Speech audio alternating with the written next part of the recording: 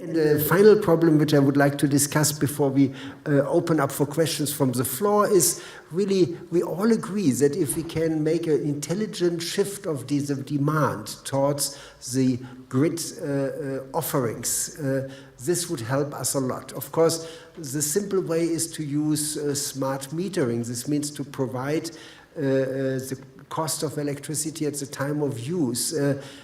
Is that where you are going in California for the household, you know, much more than it is in the normal time of use between daytime and nighttime, so that you get a real time resolved price? Or do you have other ideas how to incentivize demand response shifting?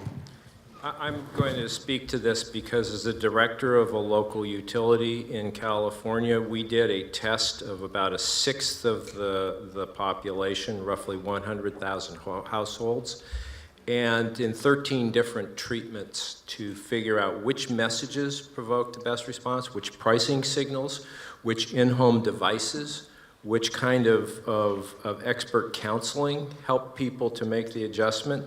And across those treatments, we saw an average of 13% reduction during peak hours. So that's the storage effect that I was discussing. People shifted their load from the peak. That was the average. The best treatment got 38% response. Now, this is a utility that has already figured in the system cost, and that's on people's bill. This is a utility that already charges less per unit of electricity than the average around the state.